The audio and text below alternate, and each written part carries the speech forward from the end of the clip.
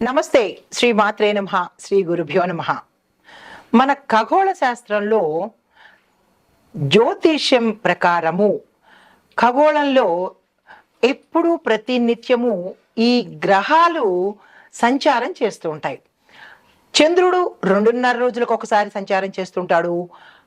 సూర్యుడు ప్రతి నెలకు ఒక్కొక్కసారి ఒక్కొక్క రాశిలోకి తన సంచారాన్ని చేస్తుంటాడు. అయితే ఈ సంచారం చేయడం వల్ల రాసులకు శుభ ఫలితాలు, మిశ్రమ ఫలితాలు ఇలాగా ఇవ్వడం పరిపాటి. అయితే ఇప్పుడు మనం చెప్పుకునేది ఈ సూర్యుడు మేషరాశిలోకి ప్రవేశిస్తున్నాడు. అంటే మనకి గుర్తుందా మీకు? సూర్యుడు మకర రాశిలోకి ప్రవేశిస్తే దాన్ని మనం ఏమని చెప్పుకునే వాళ్ళము? మకర సంక్రాంతి అని చెప్పుకుంటాము. అంటే సంక్రాంతిగా చెప్పుకుంటాము.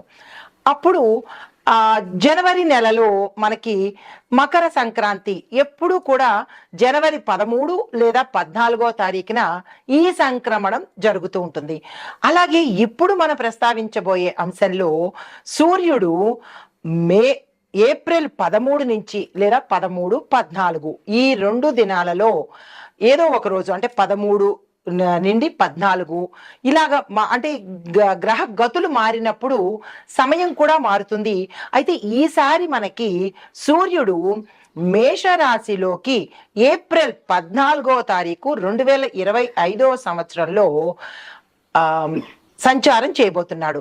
అయితే సూర్యుడు గమనము మనకి నెలకి ఒక్కొక్క రాశిలోకి వెడుతుంటాడు.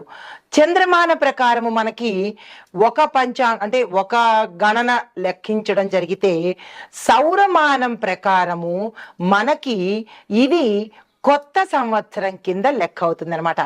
మనకి 2 మానాలు ఉంటాయి. ఒకటి సౌరమానము, రెండవది చంద్రమానము. ఇప్పుడు మనము సౌరమాన ప్రకారము సూర్యుడు మేషరాశిలోకి ఏప్రిల్ 14వ తారీఖున వచ్చినప్పుడు ఇది కొత్త సంవత్సరంగా మనం పరిగణిస్తాము. అయితే దీనిని మేష సంక్రాంతి అని పిలుస్తాము. అప్పుడు మకర సంక్రాంతి అని ఎలాగనే వాళ్ళము, ఇప్పుడు మేష సంక్రాంతి అని పిలుస్తాము. అయితే ఈ మేష సంక్రాంతి ప్రత్యేకతలు ఏమిటి, ఎంతకాలం ఉంటాడు? ఈ సూర్యుడు మేషరాశిలోకి వెళ్ళేటప్పుడు అతని స్థితిగతులు ఎలా ఉంటాయి? ఉచ్చస్థిత, సమస్థిత, నీచస్థిత, అలాంటివన్నీ మనము ఇప్పుడు పరిశీలన చేద్దాము. అయితే భారతీయ జ్యోతిష శాస్త్ర ప్రకారము ఈరోజు చాలా అత్యంత ప్రముఖమైన రోజు అన్నమాట. సూర్యుడు మేషరాశిలోకి రావడము అత్యంత ప్రముఖమైన రోజు, శుభప్రదమైన రోజు అన్నమాట. అయితే ఈ మేషరాశిలోకి సూర్యుడు ప్రవేశించడం వల్ల అది తన సొంత ఇంట్లోకి అంటే ప్రథమంగా మనకి మేషం నుంచి 12 రాశులు మీనంతో సరి అవుతుంది అనమాట. మళ్ళా తిరిగి గ్రహగమనము మేషం నుంచి మొదలవడంతో కొంతమందికి శుభ ఫలితాలు, కొంతమందికి మిశ్రమ ఫలితాలను ఇస్తుంటాడు. అయితే ఇప్పుడు మనం ముందుగా ఈ సూర్యుడు ప్రప్రథమంగా చెప్పుకోవాలంటే మేషరాశిలోంచే తన గమనాన్ని సౌరమాన ప్రకారంగా ఇస్తున్నాడు, సంచరిస్తున్నాడు. కాబట్టి దీనికి ఉచ్చ స్థితిలో ఉన్నాడన్నమాట. ఆ ఉచ్చ స్థితిలో ఉండడం, ఎప్పుడైతే ఉచ్చ స్థితి హై రేంజ్ ఎనర్జెటిక్ గా ఎప్పుడైతే ఉంటాడో అతని నుంచి వచ్చే ఫలితాలు కూడా మేషరాశి వారికి విశేషమైన ఫలితాలను ఒక్క నెల రోజుల పాటు ఇవ్వబోతున్నాడు. అయితే ఈ ఫలితాలు ఎవరెవరికి ఎలా ఉండబోతున్నాయి అంటే అన్ని రంగాల్లో ఉన్న వాళ్ళకి, అంటే విద్యార్థుల దగ్గర నుంచి ఉద్యోగస్తులు, వ్యాపారస్తులు, వ్యవసాయదారులు, పారిశ్రామిక రంగం వాళ్ళు, రాజకీయ రంగం వాళ్ళు, చిత్ర పరిశ్రమ వాళ్ళు, తరువాత ఐటీ రంగం వాళ్ళు, స్త్రీలకు, ఇలా ప్రతి ఒక్కళ్ళకి విశేషమైన ఫలితాలను అందివ్వబోతున్నాడు. అయితే ఈ ఫలితాలలో అయితే ప్రధానంగా ఈ మేష సంక్రాంతి సమయానికి గ్రహస్థితులు ఎలా ఉన్నాయి అంటే కనుక సూర్యుడు మేషరాశిలో ఉచ్చ స్థితిలో ఉన్నాడు. బృహస్పతి కూడా మేషరాశిలోనే ఉన్నాడు. శని కుంభరాశిలోను, కుజుడు మీనరాశిలోను, రాహువు మీనరాశిలోను, కేతువు కన్యరాశిలోను సంచారం చేస్తున్నాడు. తదుపరి రాశి మీనరాశి. ఈ మీనరాశిలో సూర్యుడు 2వ స్థానంలో ఉండడం వల్ల ఆర్థికంగా విశేషమైన లాభాలు గోచరిస్తున్నాయి. విద్యార్థులకు కావచ్చు, ఉద్యోగస్తులకు కావచ్చు. విద్యార్థులకి ఎలా ఆర్థిక లాభాలు అని సందేహం మీకు రావచ్చు. వీరికి వచ్చేది స్పాన్సర్షిప్స్ కానీ, లేదా అంటే వీరికి విద్యార్థి పారితోషికాలు కానీ ఇలాంటివి ఉంటాయి. కాబట్టి వారికి కూడా చదువుకుంటూ ఉద్యోగం చేసే విదేశంలో ఉండే విద్యార్థులకు కూడా ఆర్థికంగా కలిసి వస్తుంది. తర్వాత ఉద్యోగస్తులకు ప్యాకేజీ పెరగడము, ఆకస్మిక ధనప్రాప్తి, ప్రమోషన్స్ రావడము, మీ ఇంక్రిమెంట్లు కూడా పెరిగే అవకాశం రావడము, ఇలాంటివన్నీ ఉద్యోగస్తులకు వస్తుంది. ఇంకా వ్యాపార, పారిశ్రామిక, వర్తక, వాణిజ్య, పారిశ్రామిక రంగాల్లో ఉన్న వారికి మీ యొక్క పెట్టుబడులు ఈ సమయంలో విశేషంగా పెరుగుతాయి.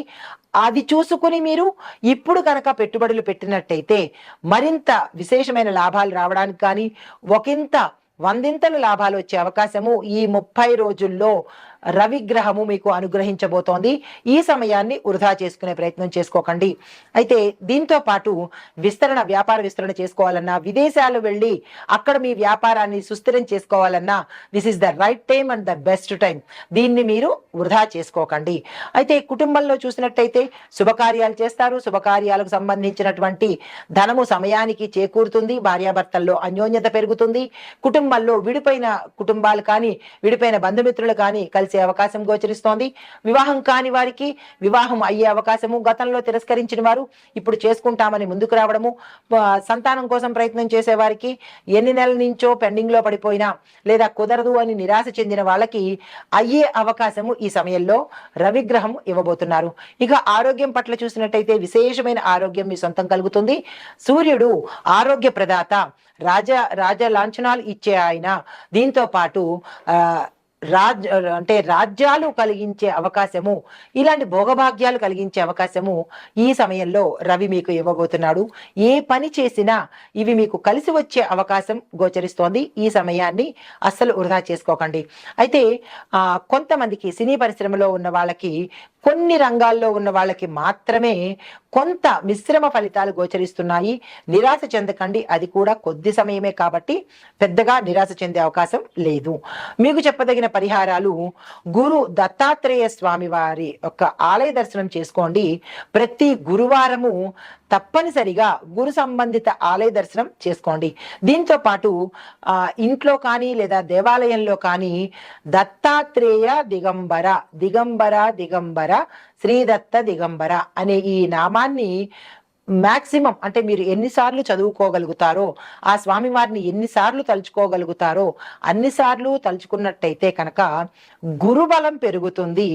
గురువు యొక్క అనుగ్రహం కూడా పెరిగి ఏవైనా డబ్బుకు సంబంధించి కానీ లేదా రావాల్సిన బకాయిలు ఆగిపోయినా కానీ గురువు ఇచ్చే ప్రయత్నము, గురువు యొక్క అనుగ్రహము ఈ సమయంలో మీకు దక్కే అవకాశం కనబడుతోంది.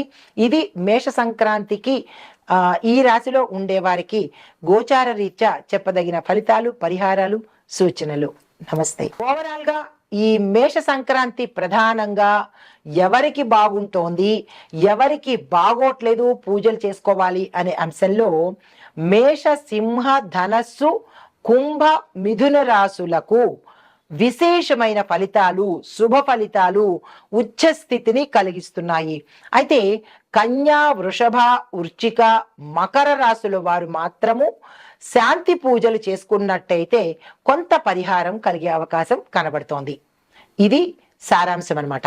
అయితే ముందున మీరు యాడ్ చేసుకోండి, అంటే ఇంట్రొడక్షన్లో ఈ ముక్క కూడా యాడ్ చేసుకోండి.